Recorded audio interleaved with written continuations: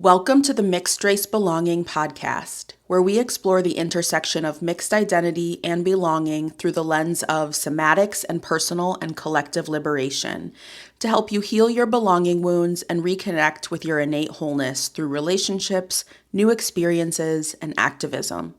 I'm your host, Raina LaGrand, an embodiment coach for mixed race people with a background as a trauma therapist, yoga teacher, and health educator. The tools and insights I share with you here are the approach that has not only helped me heal my belonging wound, but also helped me help my mixed race clients do the same. We all need something good to belong to right now. Relationships and spaces where we feel safe, held, seen, heard, and dignified. Thanks for being here, and let's get started with today's show. Hello, welcome back to the show. It's Raina, as always. And today's episode, we're going to be talking about grief. Good grief. I did a poll on my Instagram recently when I was prepping for this podcast episode, like asking folks, what's your relationship with grief? Are you besties? Do you feel like grief will heal us all? Would you rather not? And I have to say the results were pretty split. I would say it leaned a little more into the grief will heal us all direction, but there were plenty of people who were like, I don't want to talk about grief, or I don't even know why you're talking about it. Like, what does it have to do with mixed race belonging? And today we are going to get into that. I am honestly I'm really excited to bring this content to you. I think, over the last year, grief, I think, is something that I have been thinking about on a personal sense since the beginning of the pandemic, and on a professional sense even a little bit before that, because I used to, and I still do sometimes, give talks on intergenerational trauma as a form of, and the intersection of what unprocessed grief. But I think over the last year, as I've been in my book writing process and I've been talking with more mixed folks about their belonging wounds and what they struggle with and what they want, grief just keeps coming up. And it's been serendipitous because one of my best friends and colleagues has been training as a grief tender over the last couple of years. And I've been assisting in her grief rituals grief rituals that she hosts here locally in the Ann Arbor, Ypsilanti area. And it feels like it's probably going to be something that continues to take up more and more space in my work. And honestly, I'm here for it. And maybe at the end of this episode, you will be too. So let's get into it. Let's talk about grief. And I'm so excited to hear how this lands for you all today. So first of all, I want to define grief. So grief is something that we experience anytime we are facing loss, and not necessarily loss in the way you might think. Francis Weller has this really excellent and well-known book called The Wild Edge of Sorrow, and he outlines 5 different gates of grief that we all need to face for deeper healing. And those gates are that everything we love, we will lose, the places that have not known love, the sorrows of the world, what we expected and did not receive, and ancestral grief. So grief in this sense is not just about what we have lost in our lifetime, but what has been lost in the past. It's not just about what we had that we've lost, but what we have longed for that has not come to fruition. And grief, rather than being just this emotional state that we need to get through or overcome, is actually a process. It's a biological, emotional process that your body knows how to do. I think because so many of us don't learn about grief and we don't have models for grieving in our families and our communities, that we assume maybe there's a right way to grieve and that probably we're doing it wrong. But I think there are as many ways to grieve as there are humans in the world. Grief can bring all sorts of emotions like sadness and rage, despair, even hope, even excitement, even relief, even shame. It can bring so many different sensations that range from pleasant to unpleasant in our bodies. Some of us are probably more emotional grievers. Some of us are more intellectual. Some of us are more somatic, really kind of processing in a more sensory way. And all of that is normal. The only problem, quote unquote, is when we start to suppress our grief, when we ignore it, when we avoid it, when we cover it up with weed and alcohol or shopping. And I have a lot of compassion for those of us who do that because, frankly, when we're doing that, it's not because we just don't want to grieve, it's because we're scared or we don't know what to do with it. So hopefully what I'm about to share will feel like, oh, okay, here's the purpose in grieving. Here's why grieving is actually normal and good. When we experience grief, our brain is essentially updating its maps around what we had or what we thought should be there. And so it's updating our maps so that we can move forward with this new reality. So grief, in that sense, is really a medicine that helps us to accept our reality and move forward with that reality. But of course, it doesn't always feel that way, especially because we live in a culture where many of us are not skilled at grieving. We don't come from families or communities where there were containers for our grief. And so we have this association with grief culturally now as being this dark void, a problem, something inconvenient, something painful that we can't endure, instead of really being in relationship with grief and seeing it as something that makes us human and something that we have the capacity for. I think that being mixed race, our grief is often dismissed by others and also ourselves because it doesn't fit into that category of everything we love, we will lose. Usually it fits into some of the other ones around what we haven't gotten or that ancestral grief. But our wounding around identity and belonging is absolutely grief. All the ways that we haven't fit in or felt held or seen or heard or been validated, that is all grief. And when it comes to the ancestral intergenerational level, we feel that through all of our lineages, perhaps in different ways that kind of swirl inside of our souls. We want to validate that your grief is real. If something that you are experiencing feels like grief, it probably is. So yeah, let's talk a little bit about kind of the roots of our resistance to grieve.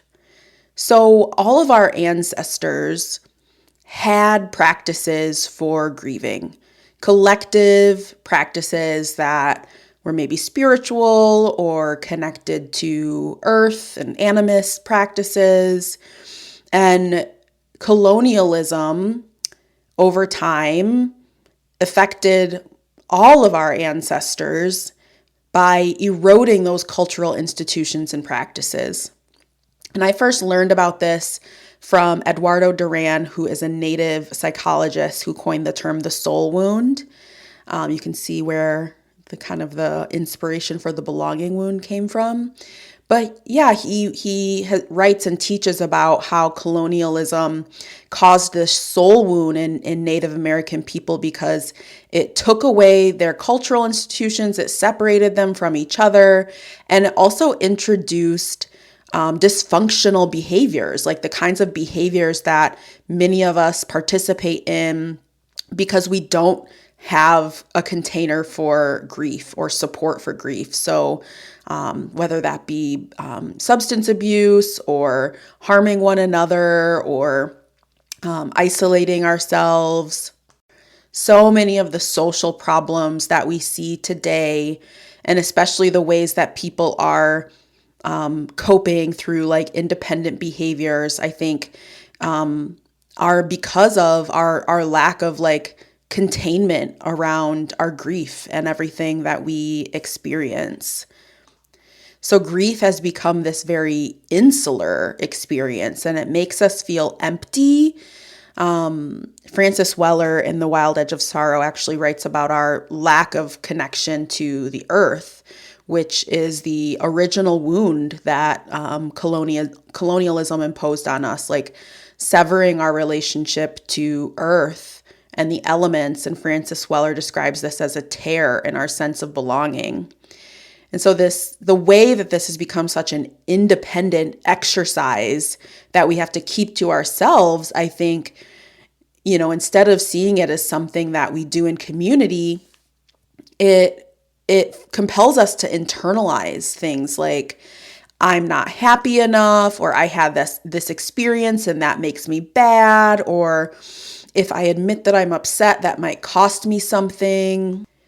And Francis, who I'll probably continue to talk about so much during this episode, has beautiful words around this. He says that our profound feelings of lacking something are not a reflection of personal failure, but the reflection of a society that has failed to offer us what we were designed to expect. Our bodies are designed to expect in the grief process connection, closeness, and soothing. But instead, we just are like left empty-handed and left to deal with things on our own. And grief is showing up in so many places in our individual relationships, whether there are breakups or deaths that happen or friendship fallouts, whether we are grieving a lack of financial stability or feeling safe in our communities and the world, whether we are grieving that we don't get access to our cultural practices. There are so many places that we are experiencing grief, and it, I think, really compounds. And then we just go through that kind of process of internalizing it instead of realizing like, oh, this is actually meant to be shared. And in many ways, I think this is a function of colonialism in so far as beyond just like not having the container for grief. When we can't grieve and we keep our grief inside and we are preoccupied with our survival, then we can't resist the systems that are harming us. We can't envision the world that we want and take action to build towards it. Our unprocessed grief keeps us complacent in many ways, or complicit, or silent, or defeated. And so it's interesting, I notice this conversation happening where there are a lot of people now who are reconnecting to grief, not just as this thing we do one-on-one with a psychologist or something, because that's also, I think, a very individualized way to approach grief. But the folks who are holding like grief circles, grief rituals, grief song circles, they're almost treated as like weirdos because they're doing something that has been so taboo. But I think these are really like the leaders that we need right now. These are the people who are seeing the purpose in grief and who are walking us, guiding us towards and through it so that we can see what's on the other side of this grief. And I think that's actually something that's quite scary to think about. What's on the other side of this grief, of my grief? I've been thinking about how, with the belonging wound, that resistance to grief is about belonging, just as much as Francis Weller talks about, that severance from earth as a tear in our sense of belonging. I think then actually grieving feels like a threat to our belonging in a kind of contradictory way, because what will happen if I admit what I'm grieving? What will happen if I admit that I've changed because of grief? Can I express myself in the way that I want to? Will people still accept me if I change or if I show up differently, if I adopt a new perspective? I was listening to a podcast. I can't remember what it's called, but they were talking about grief and saying that in a way, like when we grieve and we change because of that grief, we become unpredictable to the people that we belong to or that we long to be with, right? How might I change as a result of this grief? What might I lose in that change or transformation, as much as I'm also gaining something, as much as I'm also accepting and moving forward with a new reality? So it makes sense to me that doing grief work is not something we are doing in an effective way on our own or even in a psychotherapy container. We really need a larger, sturdier container to move through our grief. It requires a collective, a cultural level container. When we approach it this way, I think this is what shows us that we inherently belong here on earth together because we share this experience of grief.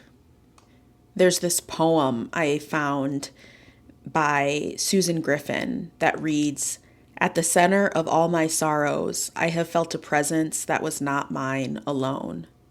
But it can also feel tricky because sometimes our bodies aren't ready for that expansive relational experience. And that is why in my coaching program, Bold Belonging, there is a one-on-one component as well as a group component. And we are also thinking about cultivating belonging for you outside of the mixed race belonging container. So let me break it down for you so you can kind of understand a little bit more about how this works. So on a one-on-one level in Bold Belonging, we are using somatics to help you tap into what you're feeling in so many ways. And before we even get to doing grief work, we'll probably just tapping into what you're just feeling on like a day-to-day level, or maybe some things that feel a little lower stakes. But we are building your capacity to notice and be with physical sensations, thoughts, feelings, emotions. Oops, excuse me, that's feelings and emotions are the same thing.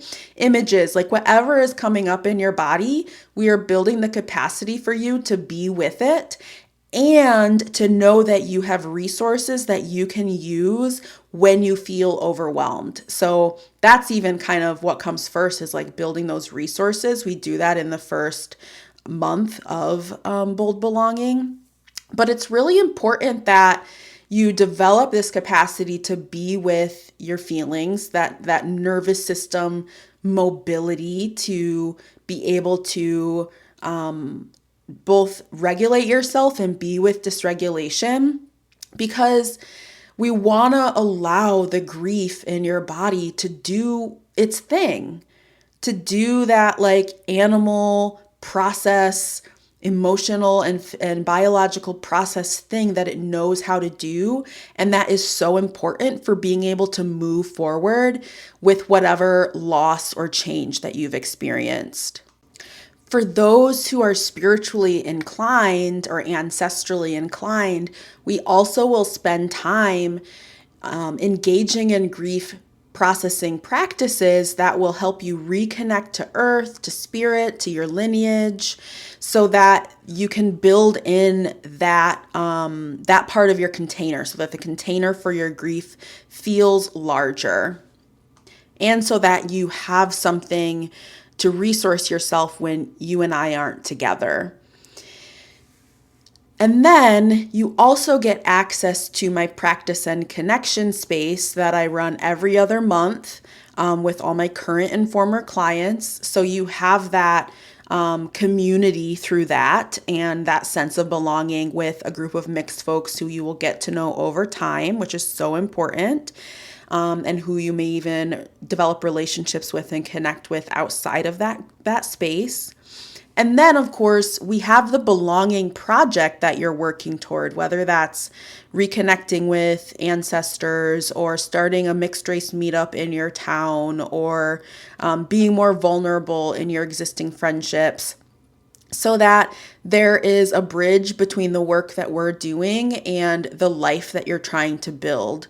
So that, again, the container you're building for your grief keeps getting larger and larger and more sturdy and more supportive. I know that the belonging wound brings so much grief. In fact, the belonging wound is grief, right? Around the ways that we have felt like we aren't enough, the ways that we don't feel like we fit in, the ways that we have been othered and microaggressed and rejected.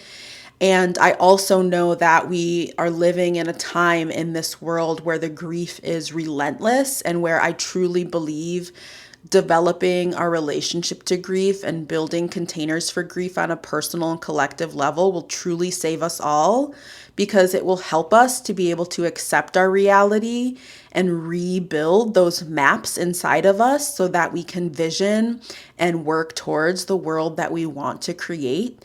So I really see this work as so, so, so important.